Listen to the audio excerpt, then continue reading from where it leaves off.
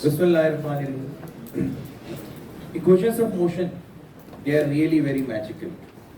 Magical इसलिए है कि आप इनको सिनारियोज बता दें तो ये फ्यूचर प्रेडिक्ट कर सकती हैं।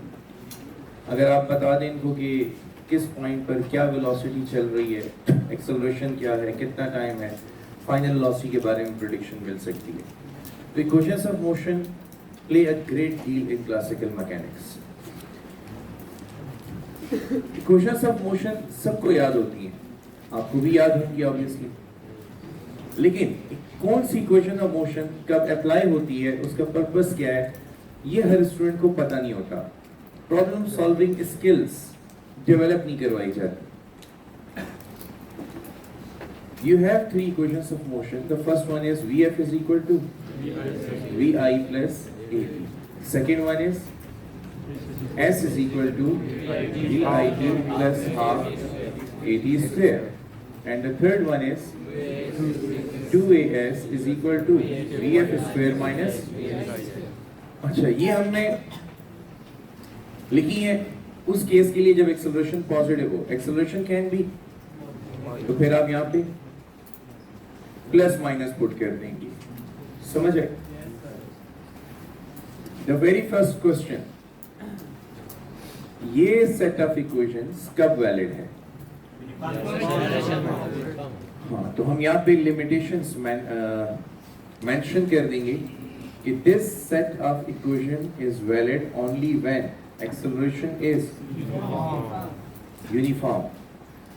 बिलफर्ज एक्सेलरेशन यूनिफॉर्म ना हुई तो दूसरा ऑप्शन ये है कि आप एवरेज फाइंड करें और पुट कर दें।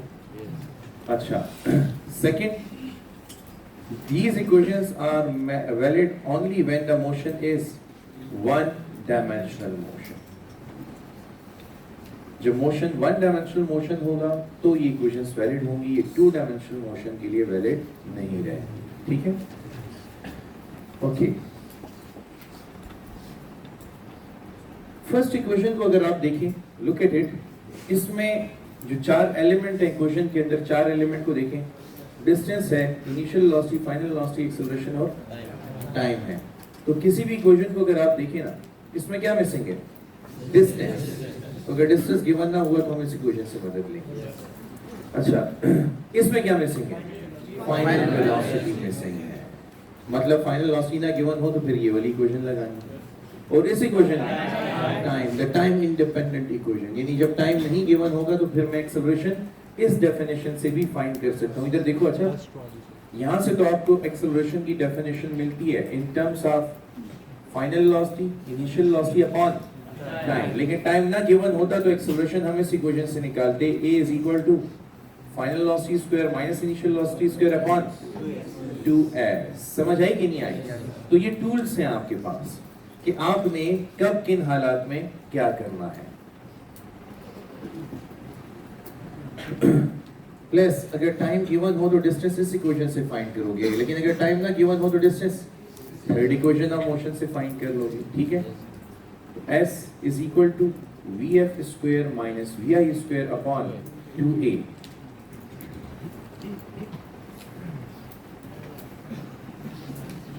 इक्वेशंस ऑफ मोशन में देखें, two equations of motion are dedicated, second and third they are dedicated to find distance. और क्वांटिटीज भी हम इससे फाइंड कर सकते हैं, लाइक यहाँ से हम इनिशियल वेलोसिटी या यहाँ से एक्सेलरेशन या टाइम भी फाइंड कर सकते हैं। इस इक्वेशन में फाइनल, इनिशियल या एक्सेलरेशन भी फाइंड की जा सकती है। एक्सेलरेशन का बाकायदा मैंने फार्मूला लिख के दिया, लेकिन डिस्टेंस पर एम्फेसिस है हमारा।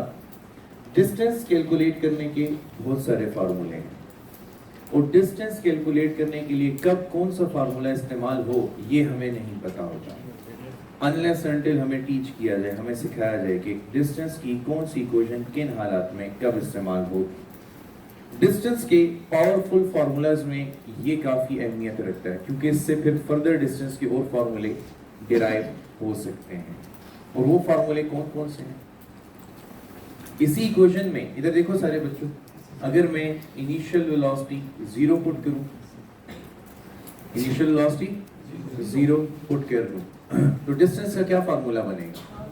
Half at square. ठीक है, तो यहाँ पे डिस्टेंस का फार्मूला होगा s is equal to half AD square. लेकिन इस पे अपनी एक बहस मौजूद है कि ये डिस्टेंस कौन सा डिस्टेंस हो सकता है, वो भी मैंने नहीं बताया कि ये कौन सा डिस्टेंस है एक्चुअली। तो एक स्ट्रीम हमारे पास ये है, एक कैनल हमारे पास ये है जो इस रिवर से आ रही है। दूसरी कैनल, अगर मैं एक्सेलरेशन 0 पुट कर दूं तो this equation will take form s is equal to VIT। Subscript drop करो तो simply s is equal to VT बन जाए। एक्सेलरेशन 0 होने का मतलब वेलोसिटी कांस्टेंट है, वेलोसिटी। तो ये इक्वेशन कब वैलिड है? यूनिफॉर्म वेलोसिटी के लिए। This equation is valid when velocity is uniform. समझ आई बात? मैं भी इसके ऊपर क्वेश्चंस भी करवाऊंगा, लेकिन पहले मैं टीच करता जाऊं। अब एक्सेलरेशन 0 है तो आप इस फॉर्मूले से डिस्टेंस कैलकुलेट कर सकते हैं। अच्छा, अगर एक्सेलरेशन नॉन जीरो हो लेकिन गिवन भी ना हो, एक्सेलरेशन नॉन जीरो है और तो गिवन भी नहीं है, ठीक है। अब देखो डिस्टेंस कैलकुलेट करना है, इस फॉर्मूले को भी देख लो। एक्सेलरेशन नॉन जीरो है लेकिन गिवन नहीं है, और आपने क्या कैलकुलेट करना है? डिस्टेंस, लेकिन टाइम तो गिवन है। तो फिर इस फॉर्मूले में एक्सेलरेशन नहीं मौजूद, इनिशियल और फाइनल वेलोसिटी मौजूद है, डिस्टेंस कैलकुलेट हो सकता है? नहीं, क्योंकि क्या मिसिंग है? एक्सेलरेशन। अगर इस इक्वेशन में रहो तो क्या मिसिंग है? एक्सेलरेशन। इनिशियल और फाइनल वेलोसिटीज गिवन है लेकिन एक्सेलरेशन मिसिंग है, तो डिस्टेंस कैलकुलेट हो सकता है? नहीं। यहां पर वापस आओ, यहां पर वापस आओ। अब एक्सेलरेशन गिवन नहीं है, इनिशियल वेलोसिटी भी 0 है। समझ आई? Acceleration non zero, initial velocity is 0 but acceleration is not known, I would say unknown।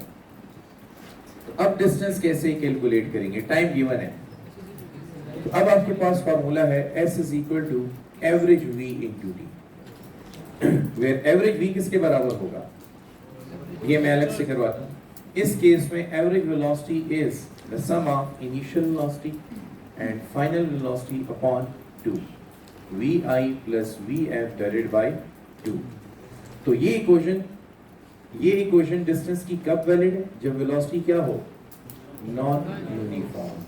Non uniform velocity के केस में ये इक्वेशन अप्लाई की जाती है, ठीक है। अच्छा, फिर फर्दर इसकी स्ट्रीम्स भी मौजूद हैं।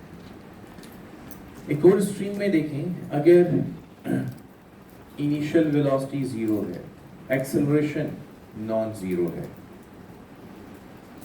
तो डिस्टेंस कैलकुलेट करने का एक और इंपॉर्टेंट फार्मूला है Sn is equal to 2n minus 1 a/2। लेकिन अगेन ये पता नहीं है कि ये कौन सा डिस्टेंस है और ये फार्मूला कब यूज होगा। यहाँ पर भी नॉन यूनिफॉर्म वेलोसिटी हो यानी एक्सेलरेटेड मोशन हो तभी ये फार्मूला यूज हो सकता है। लेकिन here are the problems now। मैं थोड़ी देर के लिए तवक्कुफ करके क्वेश्चंस की तरफ लेके आता हूँ आपको कि हमने इसी एक इक्वेशन ऑफ मोशन से ये वेरियस इक्वेशंस ऑफ मोशन लिखी, लेकिन हमें अभी तक ये नहीं पता कि इनमें से कौन सी इक्वेशन कब इस्तेमाल होती है। आपने अपने स्टडी करियर में कहीं ना कहीं पर ये इक्वेशंस देखी होंगी, शायद ये कभी ना देखी होगी। ये मैं आप लोगों को करवाऊंगा, लेकिन इनसे आपका वास्ता रहा है। अब कौन सी इक्वेशन कब यूज होती है ये समझने के लिए मैं आपके सामने कुछ क्वेश्चंस लिखता हूँ। आप मेरा वेट ना करें और क्वेश्चन ना लिखें, डायरेक्टली आंसर निकालते जाएं आप, ठीक है। वैसे भी आपको मैं पिक्चर भिजवा दूंगा, तो क्वेश्चंस लिखने के लिए like don't reinvent the wheel, time ना वेस्ट करें, डायरेक्टली सॉल्यूशंस करते जाएं, ठीक है। एक दूसरे से आप डिस्कशन कर सकते हैं सॉल्यूशन के लिए। So I will put up your first question.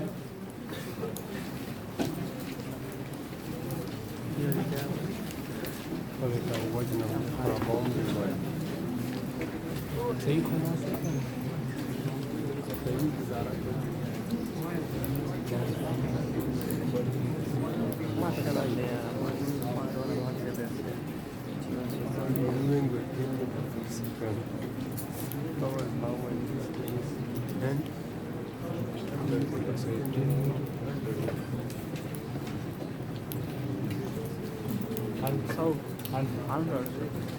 100 meter per second square. Yeah. 100. Just like just observe it. You change the generation. But you find the secret power and secret to the game secret to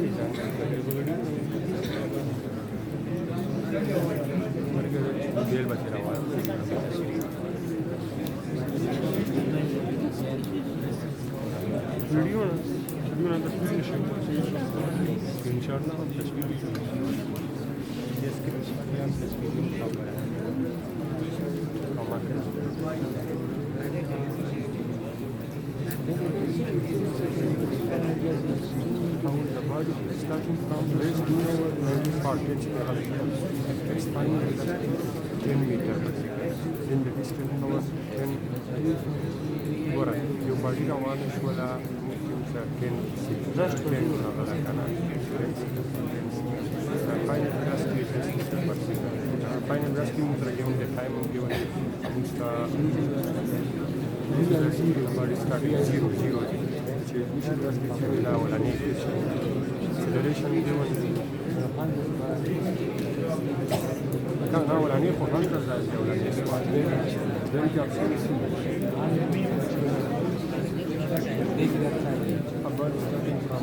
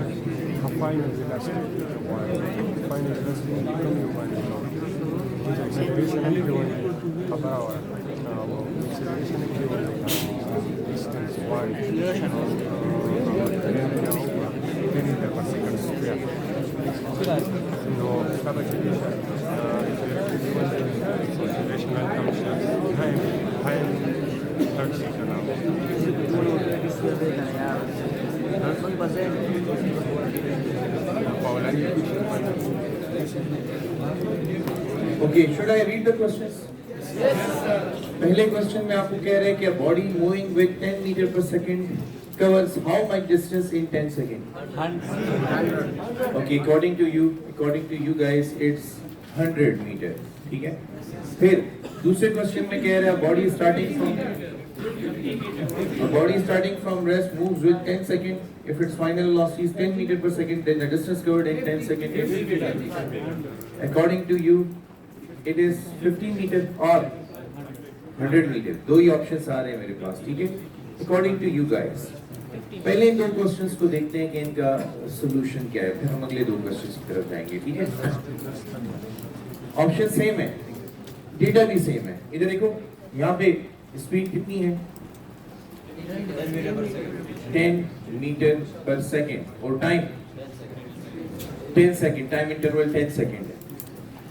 यहाँ पर अगर आप formula लगाएं S is equal to VT, तो ये formula मैंने यहाँ पे क्यों यूज किया? क्योंकि क्वेश्चन में कहा कि it is moving with 10 metre पर second, which means the speed is uniform, hence S is equal to VT is applicable. So you write 10 metre पर second multiply with 10 second. Second and second cancel out, you get 100 meter distance covered, which is right.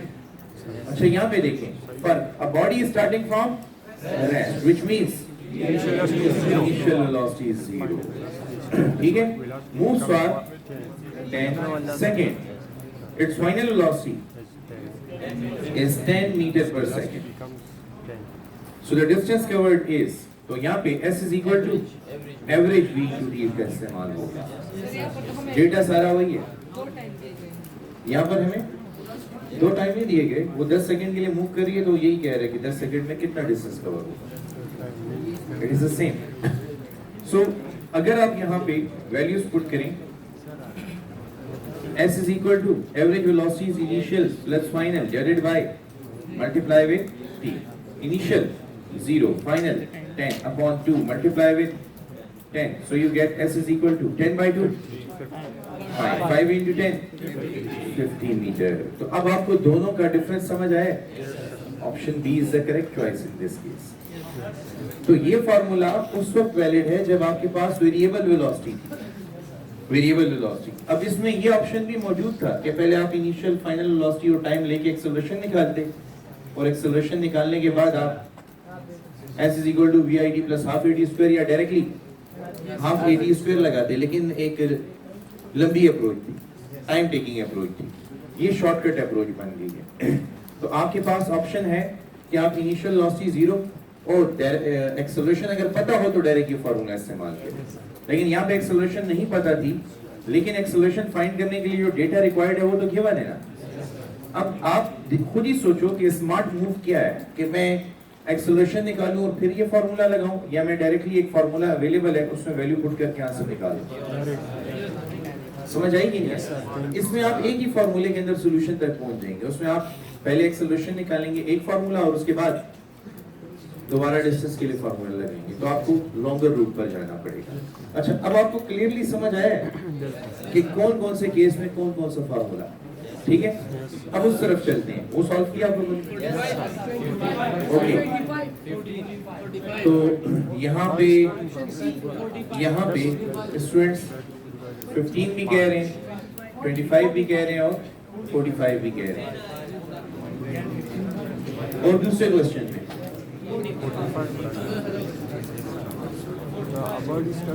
Okay, let me solve it for you.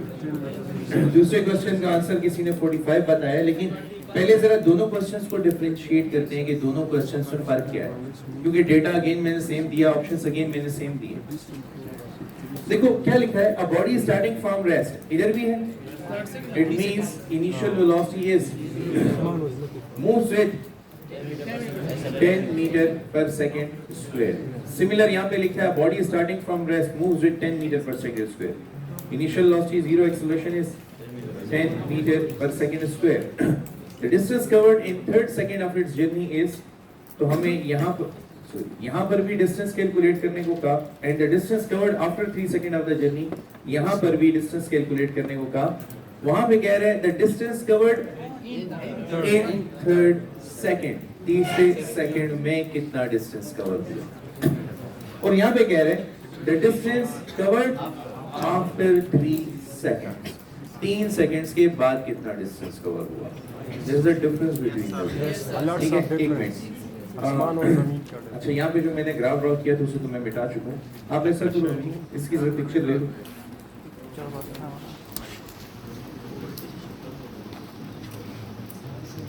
Okay, video तो stop नहीं की ना? No sir. चलो बस दो side astronomy इस section को मिटाओ. सिर्फ यही. अच्छा, इक्वेशंस बच जानी चाहिए. इक्वेशन ऑफ मोशन को मिटा दो. ओके, स्केल है हमारे पास. Do we have scale? देखो if someone has line number.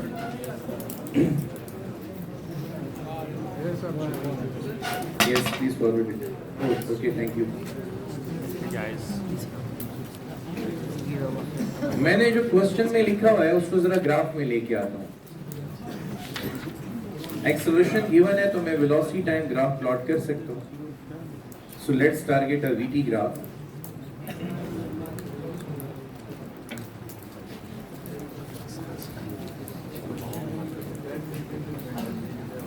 सो यहाँ पे वेलोसिटी इन मीटर पर सेकेंड और यहाँ पे टाइम इन सेकंड। देखें ग्राफ कैलकुलेट करना कोई मुश्किल बात नहीं है, इट्स क्वाइट इजी। पहले जब मैंने आपको पढ़ाया था इनिशियल वेलोसिटी यहाँ पे क्या है, तो हम यहाँ से स्टार्ट लेंगे। t इक्वल टू 0 पे इनिशियल वेलोसिटी 0 है और एक्सेलरेशन कितनी है 10 मीटर पर सेकंड स्क्वायर। इसका मतलब फर्स्ट सेकंड के बाद वेलोसिटी क्या होगी 10 मीटर पर सेकंड होगी, सेकंड सेकंड के बाद 20 मीटर पर सेकंड होगी, थर्ड सेकंड के बाद 30 मीटर पर सेकंड होगी। ये मुझे कैसे पता चला, बिकॉज ऑफ एक्सेलरेशन, क्योंकि एक्सेलरेशन में हर एक सेकंड में वेलोसिटी में कितना चेंज आ रहा है। तो इस डेफिनेशन के मुताबिक, इस वैल्यू के मुताबिक हर एक सेकंड में 10 मीटर पर सेकंड का चेंज आ रहा है। तो अगर बॉडी रेस्ट से स्टार्ट ले रही है तो एक सेकंड के बाद उसकी वेलोसिटी 10, 2 के बाद 3 के बाद 20। Okay, now we targeted 1 2 3 4 5 6 let's से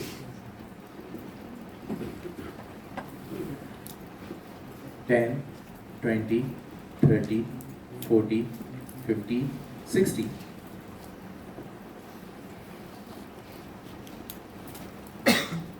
This is really magical. You will observe it. दीजिएगा, स्केल दीजिएगा मुझे। एक सेकंड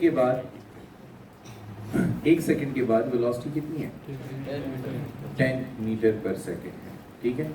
सो सेकंड पॉइंट हमें यहाँ पे मिलेगा। सेकंड पॉइंट इसलिए कह रहा हूँ कि पहला पॉइंट यहाँ पे मिल चुका है, t इक्वल टू 0 पर वेलोसिटी 0 थी।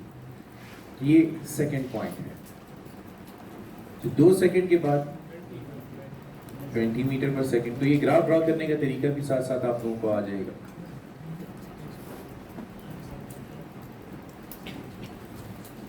तीन सेकंड के बाद देखिए 30 होगी,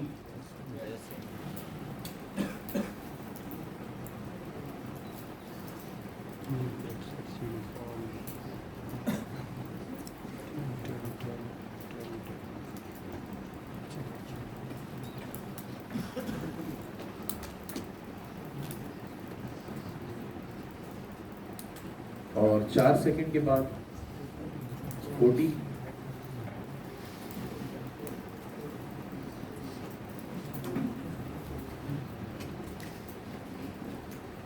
ओके। अगर मैं इन तमाम पॉइंट्स को ज्वाइन करूं तो I get a straight line.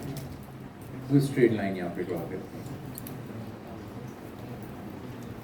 ये ग्राफ रिप्रेजेंट कर रहा है वेरिएबल वेलोसिटी को या यूनिफॉर्म एक्सेलरेशन को। वेरिएबल वेलोसिटी या यूनिफॉर्म एक्सेलरेशन, ठीक है ना। एक्सेलरेशन यूनिफॉर्म है, वेलोसिटी वेरिएबल है। मतलब वेलोसिटी में चेंज आएगा तो एक्सेलरेशन पैदा होगी, लेकिन अगर वेलोसिटी का चेंज कांस्टेंट है तो एक्सेलरेशन भी कांस्टेंट। तो बताओ एक सेकंड के बाद वेलोसिटी में कितना चेंज आया है, दूसरे सेकंड में 10, तीसरे सेकंड, हर एक सेकंड में इक्वल चेंज आ रहा है। तो एक्सेलरेशन क्या हुई, यूनिफॉर्म हुई, ठीक है। Now the interesting thing starts. मैं इस ग्राफ में एरिया कैलकुलेट करना चाहता हूं कि फर्स्ट सेकंड में ग्राफ का एरिया कितना होगा। तो फर्स्ट सेकंड में जो ग्राफ का एरिया है वो एरिया ऑफ ट्राइंगल के बराबर है, ओके। तो पहले सेकंड के लिए कैलकुलेशन करते हैं कि इस ग्राफ का एरिया हमें क्या रिटर्न करता है। तो area A1 is the area of the first second, area of the graph in 1 second. So half of area of triangle का formula half of base into height. Base कितनी है 1 second और height कितनी है 10 metre पर second. तो क्या cancel होगा, सेकंड और सेकंड, 10/2 5 और 5 क्या metre, which is equal to distance covered by the object in first second। तो आपको ये पता चल रहा है कि पहले सेकंड में ऑब्जेक्ट ने कितना डिस्टेंस कवर किया, 5 मीटर डिस्टेंस कवर किया, ठीक है। अच्छा, अब मैं ऐसा करता हूँ कि कैलकुलेट करता हूँ what is the distance covered in second. तो ऐसा करो, इधर देखो, अपनी आसानी के लिए ग्राफ को कन्वर्ट कर लो। ये और ये ट्राइंगल सेम है कि नहीं? If you look at it, तो ये ट्राइंगल इस ट्राइंगल के एरिया के बराबर एरिया रखता है। तो इसका एरिया कितना होगा 5 मीटर होगा। और ये क्या बना हुआ है स्क्वायर। इस स्क्वायर का एरिया कैलकुलेट कर लो। तो area of square length into height. इसकी लेंथ कितनी है, इधर देखो, एरिया ऑफ स्क्वायर या A2 1. सेकंड में कितना एरिया ग्राफ का आ रहा है? तो it is the area of square plus area of triangle.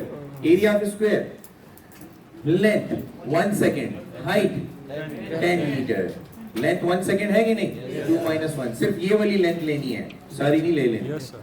तो 1 सेकंड मल्टीप्लाई विद इसकी हाइट 10 मीटर पर सेकंड. और ये एरिया ऑफ ट्राइंगल तो मैं पहले ही बता चुका हूँ कि वो कितना है, 5 है. सेकंड से cancel result, 10 meter plus 5 meter is equal to 15 meter. तो स्क्वायर का एरिया कितना है? 10 मीटर है. अब बताओ पहले सेकंड में कितना डिस्टेंस कवर हुआ है? दूसरे सेकंड में 15 मीटर डिस्टेंस कवर हुआ है. ठीक है, okay. Just look at the beauty. Yes. Square and triangle. Square 10, square triangle 5.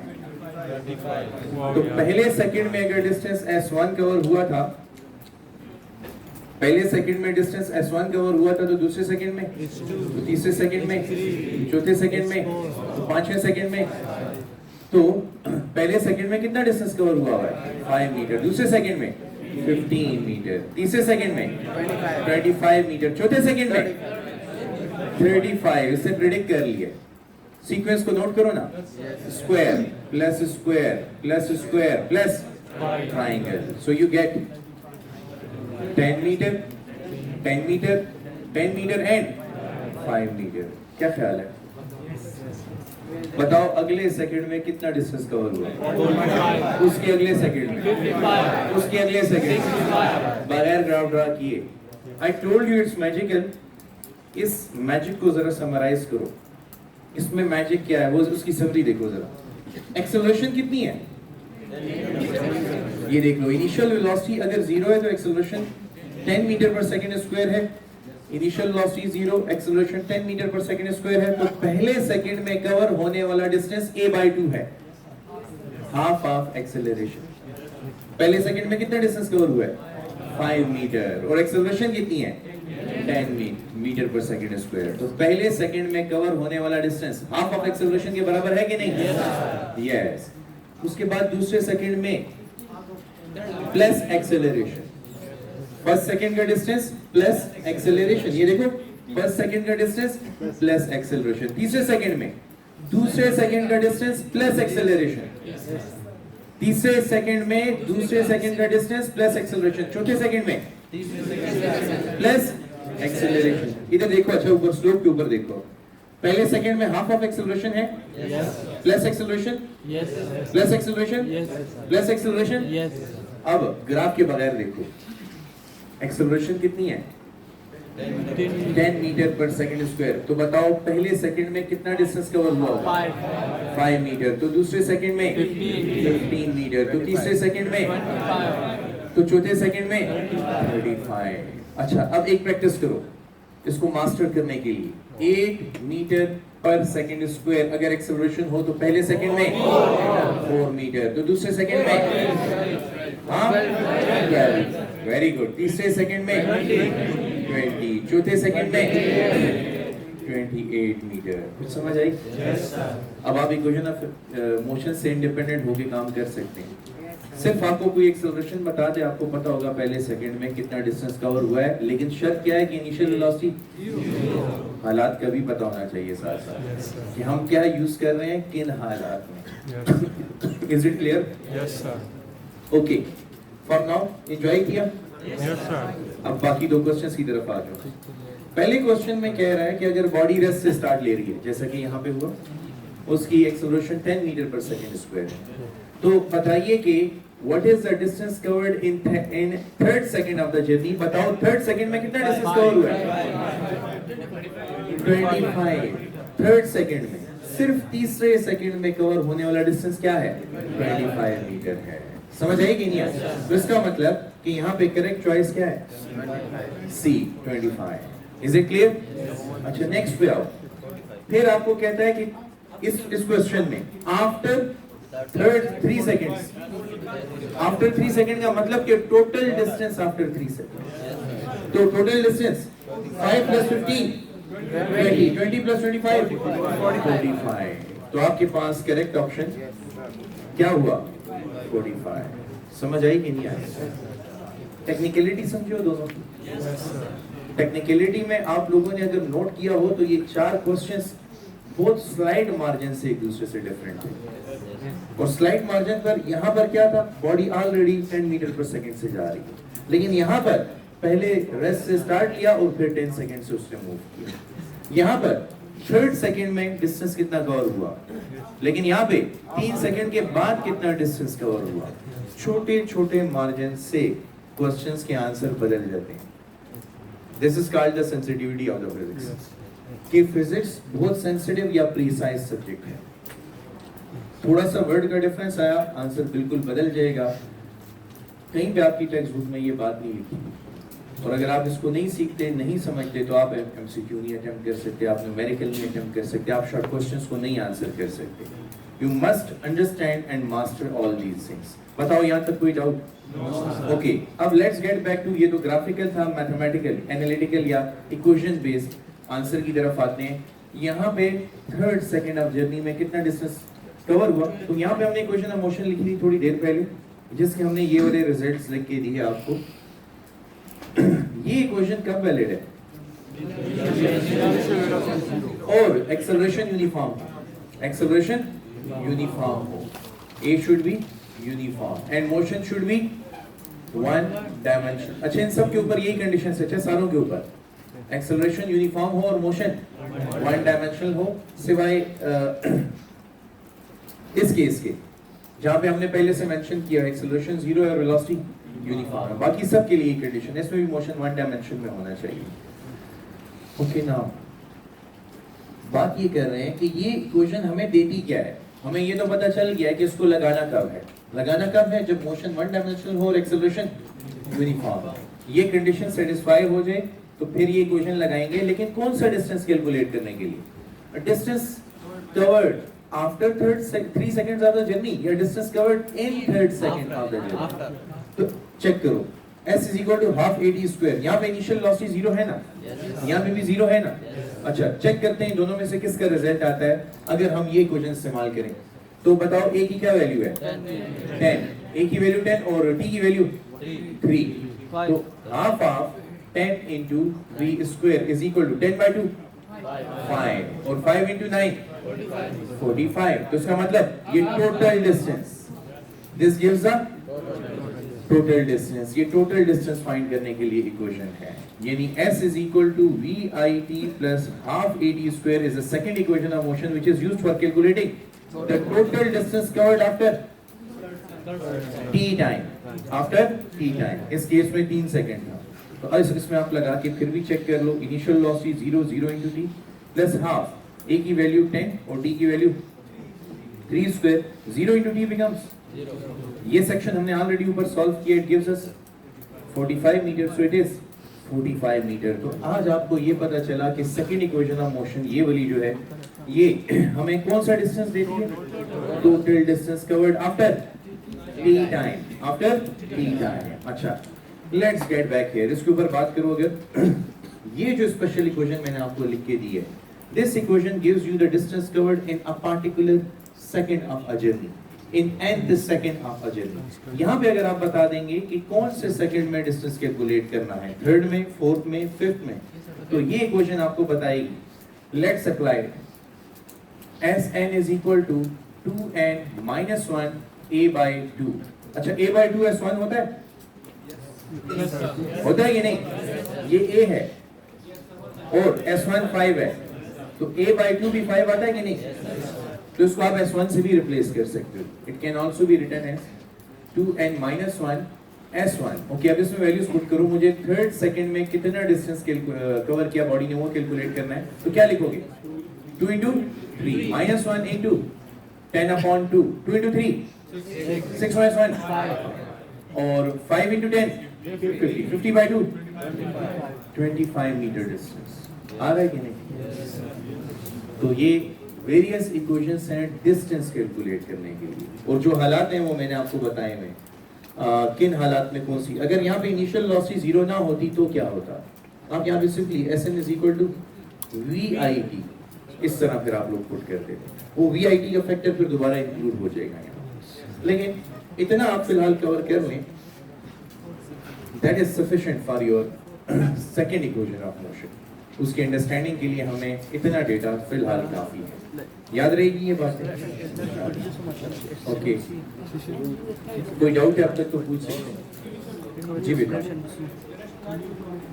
अगर एक्सेलरेशन, पहली बात, अगर एक्सेलरेशन नॉन यूनिफॉर्म हो तो मैंने शुरू में बताया कि फिर आप क्या करोगे, एवरेज ले लोगे। और अगर नहीं ले सकते तो फिर इक्वेशंस ऑफ मोशन एप्लीकेबल नहीं है, then we go to the graph. Graph इसकी परवाह ही नहीं करता कि एक्सेलरेशन यूनिफॉर्म है नॉन यूनिफॉर्म। फिर एक और जबरदस्त बात देखो, अच्छा इसमें ये जो डेटा स्लोप के ऊपर ट्रैवल कर रहा है 5, 15, 25, 35, isn't it beautiful? Isn't it beautiful? इसमें एक और कमाल देखो, S1, S2, S3। अगर मैं यहाँ पे लिख दूं ये S1 है, जैसे मैंने नीचे मेंशन किया था, ये S2 है, तो S2 3S1 के बराबर है कि नहीं? S2 15 है और S1 5 है, तो 3S1 भी 15 होगा कि नहीं? What I am saying is this, इधर देखो, ये क्या है? S1, ये क्या है? S2, और मैं कह रहा हूं S2 3 टाइम्स ऑफ S1 के बराबर है। S2 is 3 टाइम्स S1, क्योंकि S1 को 3 से मल्टीप्लाई करोगे तो S2 आएगा। तो यहाँ पे मैंने लिख दिया S2 is 3S1। बताओ S3 is 5 times S1, S4 is 7 times S1। अब ये बात मैं यहाँ पे लिख रहा हूँ, S2 is equal to 3 times S1, S3 is equal to 5 times S1, S4 is equal to 7 times S1, S5 is equal to 9। Odd integrals आ रहे हैं कि नहीं? ऑड इंटीग्रल का जनरल फार्मूला है 2n-1। ऑड इंटीग्रल्स हासिल करने के लिए जनरल फार्मूला क्या है? 2n-1, और ये a/2 ऑलरेडी S1 के बराबर। अब चेक करो, अगर मैं यहाँ पे 2 पुट करूं तो S2 बनेगा 2 into 2 4 minus 1 result S2 is equal to 3S1। दोबारा देखो, अगर 3 पुट करूं और यहाँ पे भी 3 पुट करूं तो S3 बन जाएगा, तो ये S3 2 into 3 6 minus 1 S3 is equal to 5। समझ रही कुछ? ये आपकी टेक्स्ट बुक का एक MCQ है कि पहले सेकंड और दूसरे सेकंड में कवर होने वाले डिस्टेंस के दरमियान क्या रिलेशन है। How is the distance covered in second related to the distance covered in first second? So the distance covered in the second of the journey is 3 times the distance covered in when the acceleration is uniform and body starts from rest। अच्छा, ये बात आप यहाँ पे भी verify कर सकते हो, चेक करो, S2 3S1 के बराबर है, S2 है 12 और S1 है 4 into 3 12। You got my point? Yes sir। अच्छा, तो ये था आपका इक्वेशंस ऑफ मोशन के हवाले से lecture. Third equation of motion के ऊपर एक नजर डाल लेते हैं, उसके ऊपर हमने बिल्कुल भी डिस्कशन नहीं की। S is equal to VF square minus VI square divided by 2A। जब body under the action of gravity let say move कर रही हो लाइक दिस, और आप उसको ऊपर से ड्रॉप कर रहे हैं, अगर आप ड्रॉप कर रहे हैं तो इसका क्या मतलब है? इनिशियल वेलोसिटी 0 होगी, लेकिन अगर आपने उसको पुश दिया तो फिर इनिशियल वेलोसिटी 0 नहीं होगी। ठीक है, फिर आप वो पुट करेंगे। फर्ज करो यहाँ तक पहुंचने के बाद उसकी कुछ फाइनल वेलोसिटी है, वो v है, तो इस दौरान बॉडी ने कुछ डिस्टेंस s कवर किया कि नहीं किया? एक्सेलरेशन आपको ऑलरेडी पता है किसके बराबर है? 9.8 के बराबर है। तो इस इक्वेशन में पुट करके डिस्टेंस कैलकुलेट कर सकते हैं।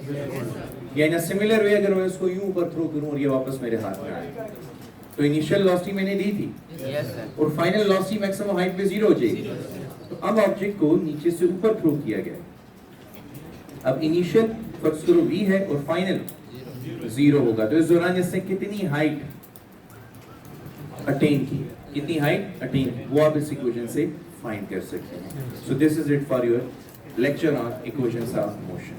ठीक है जी, ओके, बिस्मिल्लाहिर्रहमानिर्रहीम। आते हैं हमारी टेक्स्ट बुक की, केपीके टेक्स्ट बुक की पहली प्रॉब्लम की तरफ। और पहली प्रॉब्लम में आप लोगों से ये पूछा गया है कि अगर एक बॉडी रेस्ट से स्टार्ट ले रही है और उसकी एक्सेलरेशन 10 मीटर पर सेकंड स्क्वायर है, तो बताइए कि what is the distance covered by the body in the second and what is the distance covered by the body in the third second of its journey? तो बताओ पहले second में कितना डिस्टेंस कवर हुआ था? 5 मीटर। तो दूसरे second में 15। तो तीसरे सेकंड में 25। और ये मैंने आपको ग्राफिकली भी करवाया और एक फार्मूला के थ्रू भी। इसके लिए जो वर्किंग फार्मूला है वो है Sn is equal to 2n minus 1 a by 2। Is it clear? तो ये आपकी फर्स्ट न्यूमेरिकल प्रॉब्लम है जो हमने सॉल्व कर ली। अच्छा, प्रॉब्लम नंबर 2 की तरफ आते हैं। प्रॉब्लम नंबर 2 में इट इज सेइंग कि एक हेलीकॉप्टर है जो अपवर्ड जा रहा है with a constant velocity of 19 meter पर सेकंड। ठीक है, so let we have, it's quite interesting. ये एक हेलीकैप है, लेट्स से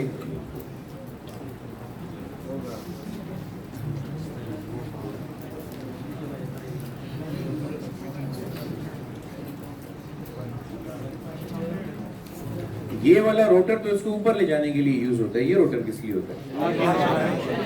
डायरेक्शन के लिए।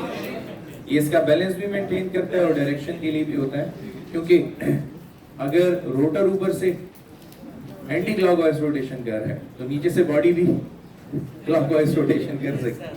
कौन सा लाया? न्यूटन थर्ड आता है आप लोग? Yes, sir. Well, that's very important. That's very amazing answer. अभी मैं थर्ड ला शुरू करूंगा, then we'll see कितने लोगों को आता है। ये आप लोगों ने बहुत अच्छा किया कि मुझे बता दिया, you know about it। अच्छा, डिस्कस करेंगे इंशाल्लाह थोड़ी देर में से। Okay, what I want you to do। अच्छा, यहाँ पे एक डोर है, ठीक है। ये हेलीकॉप्टर जो है इसकी वेलोसिटी है, कांस्टेंट वेलोसिटी है और वो है 19.6 मीटर पर सेकंड। 19.6 को जरा पहचानो। अच्छा, कुछ फिगर्स दोस्ती करने के लिए 9.8 और 19.6 दोस्ती करने के लिए, दोनों एक दूसरे के डबल है। और 9.8 एक्सेलरेशन ड्यू टू ग्रेविटी है। तो ये फिगर या इसका डबल या इसका ट्रिपल, डबल बहुत ज्यादा यूज हुआ है, ट्रिपल बहुत कम यूज हुआ है, ये वैसे ही याद रखा गया। अच्छा, अब देखो बच्चों, ये 19.6 मीटर पर सेकंड से मूव कर रहे हैं इन द अपवर्ड डायरेक्शन। ठीक है, जब ये ग्राउंड से हाइट h1 156.8 मीटर के फासले पर था तो इसने एक स्टोन रिलीज किया है। जब ये ग्राउंड से 156.8 मीटर के फासले पे था तो इट रिलीज्ड अ स्टोन। ये स्टोन ये ड्रॉप कर देगा। ठीक है, ये स्टोन ये ड्रॉप कर देगा।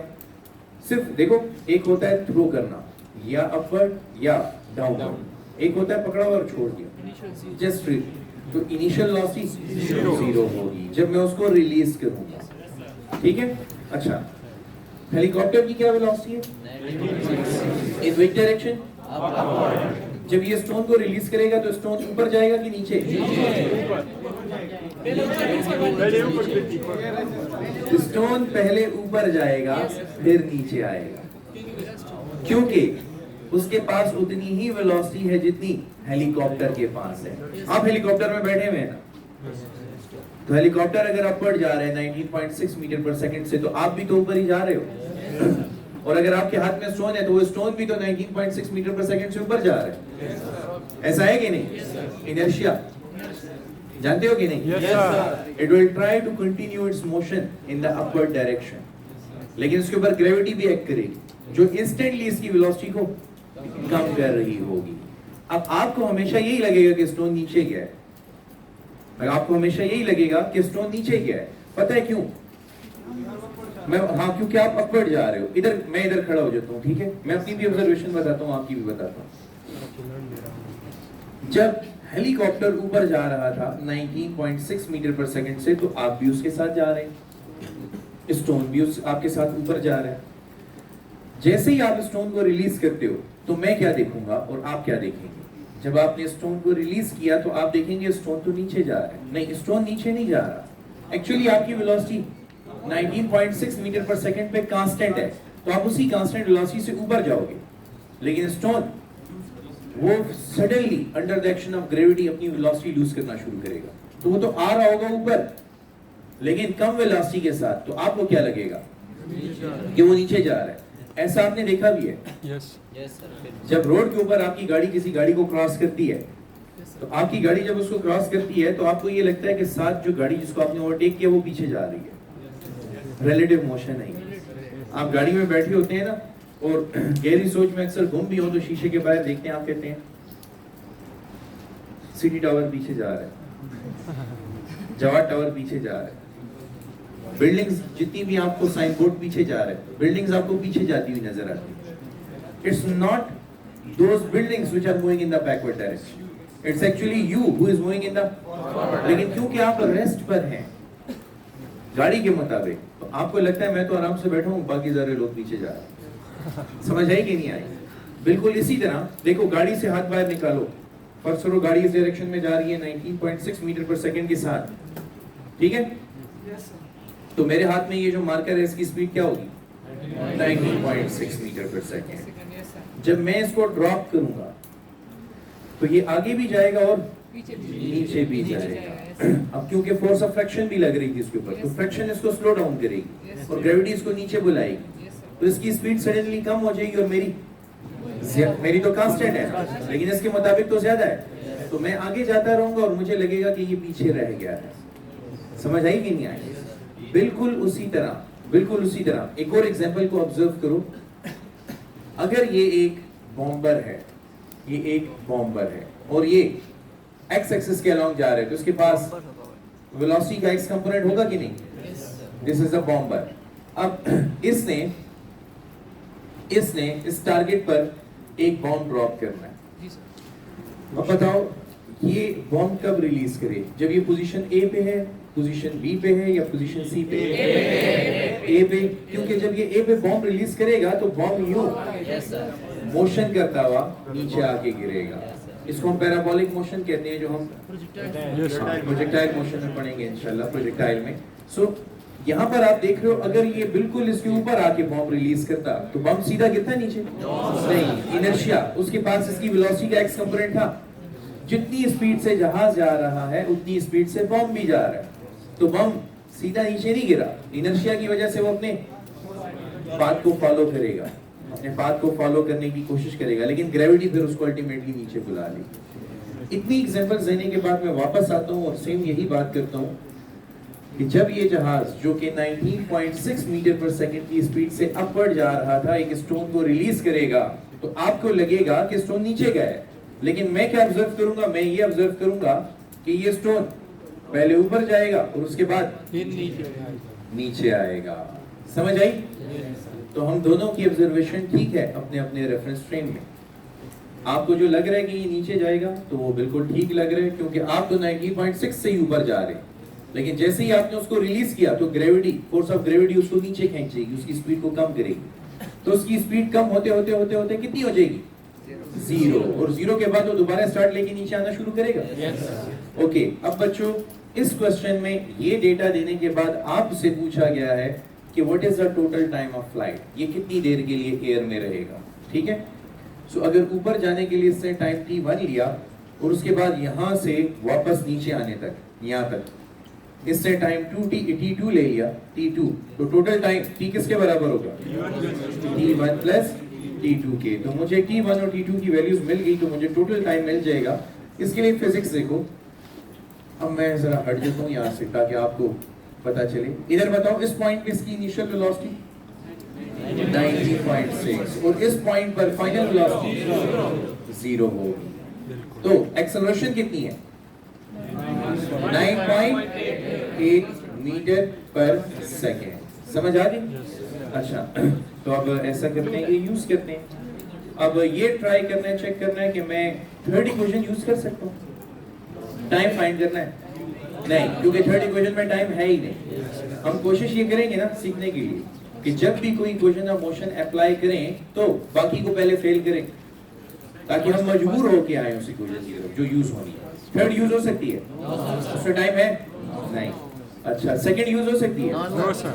उसमें टाइम फाइंड करना है हमने, एक्सेलरेशन भी गिवन है, इनिशियल वेलोसिटी भी गिवन है, लेकिन डिस्टेंस नहीं है, तो सेकंड इक्वेशन भी फेल हो जाएगी।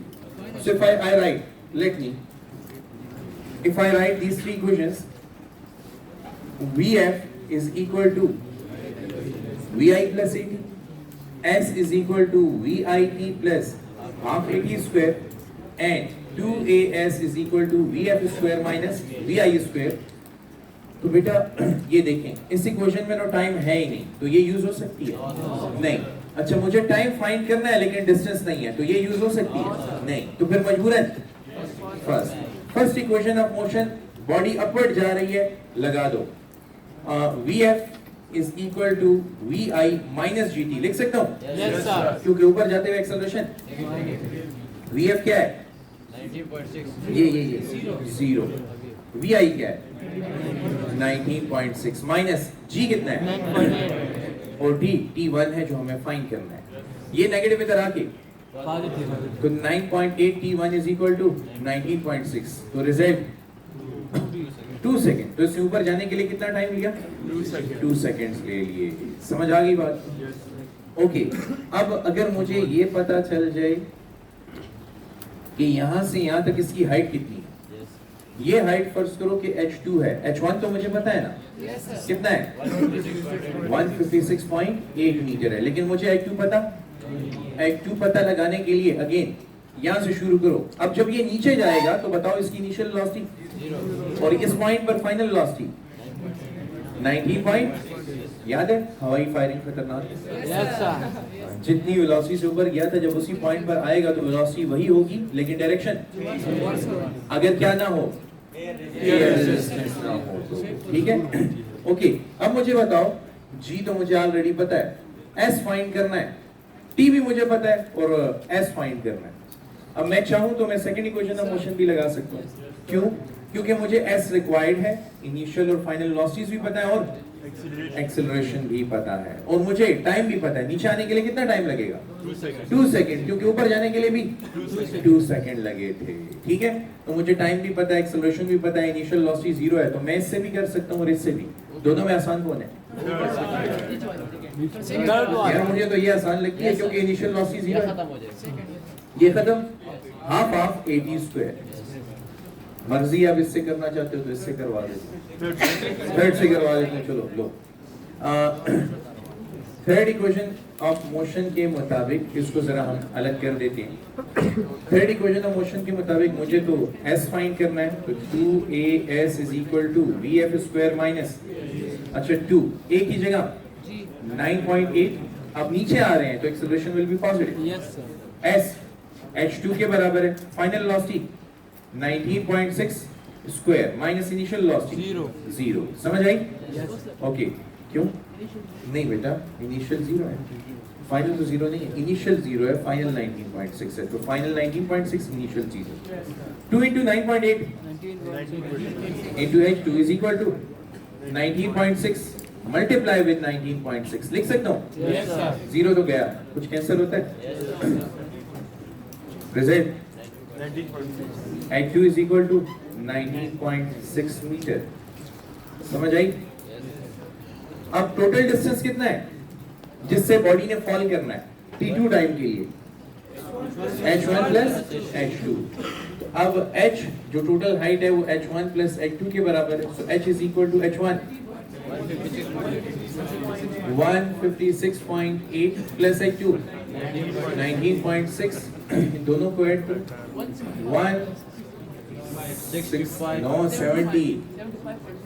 175.4 मीटर आपके पास रिजल्ट आ जाएगा। अच्छा ये वो हाइट है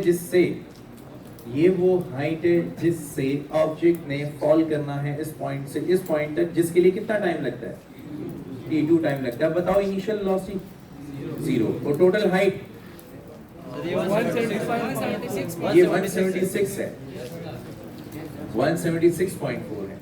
अच्छा और दोबारा देखो इनिशियल वेलोसिटी 0, इनिशियल वेलोसिटी भी पता है, हाइट भी पता है, टोटल 176.4। अब कितने टाइम में नीचे पहुंचेगा? सेकंड इक्वेशन ऑफ मोशन लगा लें, क्योंकि हमें एस भी पता है, इनिशियल वेलोसिटी 0 है और टाइम पता लगाना है, ए ऑलरेडी जी के बराबर है, तो इस इक्वेशन में पुट कर दें। थर्ड नहीं यूज हो सकती क्योंकि उसमें टाइम है ही नहीं, तो हमें क्या फाइंड करना है? टाइम, ठीक है। अच्छा फर्स्ट भी नहीं यूज हो सकती क्योंकि कितनी वेलोसिटी से यहाँ पे हिट करेगा, क्या अभी तक मैंने वो फाइंड किया? नहीं।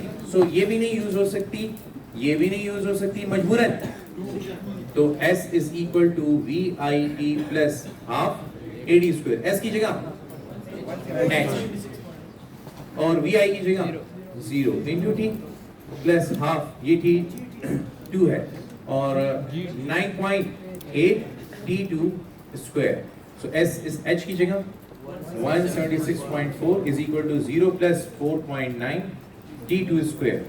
अच्छा ये 4.9 इधर डिवाइड हो जाएगा तो 176.4 upon 4.9 is equal to t2 square which is equal to 36। ये आप कैलकुलेटर पे चेक कर सकते हैं। अब अगर मैं दोनों तरफ स्क्वायर रूट ले लूं तो 6 सेकंड आएगा, तो t2 6 सेकंड है। आप बताओ what is the total time of flight? Yes, total time of flight is the sum of t1 and t2 which is 2 plus 6 which is 8 second. समझ आई?